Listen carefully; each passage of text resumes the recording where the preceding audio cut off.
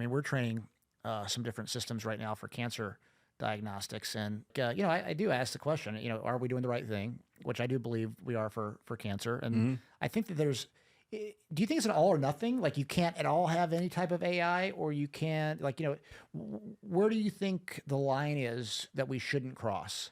Like I say, who's we? Um, Good question. So I guess all of society right now, like from a world standpoint, the entire world, because ultimately, what they want is a one world government. I mean, that's coming. Uh, so I guess let's say that I'm not for that, which I'm not.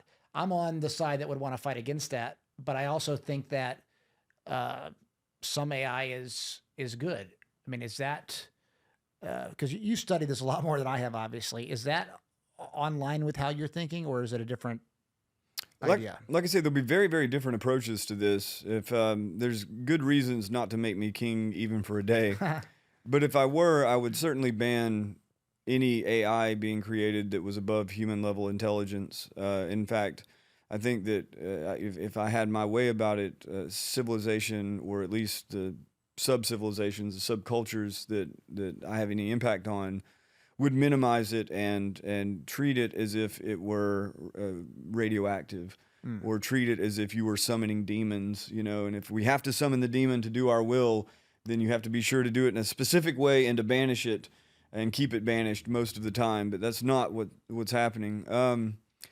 Yeah, the health care aspect is one of the trickiest, because what kind of monster says if you're able to train a system on 500 or thousands of cancer images, and now you have an AI that can readily understand a radiology image and much better than a human, which they do.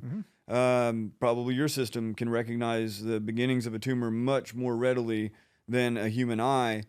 um, you can't use it because it's AI, because it's black magic. Right. Even if I believe that, which to some extent I actually do, without going into all that, there's no secular argument against it. And we live in a secular society in which reason must be employed and evidence must be employed before you begin legislating something away. Same with the Neuralink, or any of the other brain-computer interfaces that are already in people's heads. Musk is very late to the game. Teal beat him with that. Beat him to that with BlackRock Neurotech, and a smaller company, Synchron, under Tom Oxley. They've also beat Musk to it. So in all of those cases, the people who already have advanced brain-computer interfaces are people who have been locked in, either from a stroke, or oftentimes it's ALS, or various, Mm. just injuries, paralysis. And so what, you've got somebody who's a vegetable, they can't communicate. Are you going to say they can't develop brain computer interfaces for those people? They just have to lay in the bed and they can never communicate? Right. It's a modern miracle. Yeah. A really close friend of mine, when we were younger, his mother was in a horrible car accident, and she lived for probably 4 or 5 years, and but was not able to communicate. And I would have given anything to see him be able to speak to her through something like a brain implant like that. So what are you going to do? But the underlying philosophy of transhumanism, and I'm using Max Moore, sorry, Max, but it is a great blanket term. But one of the key principles is from healing to enhancement.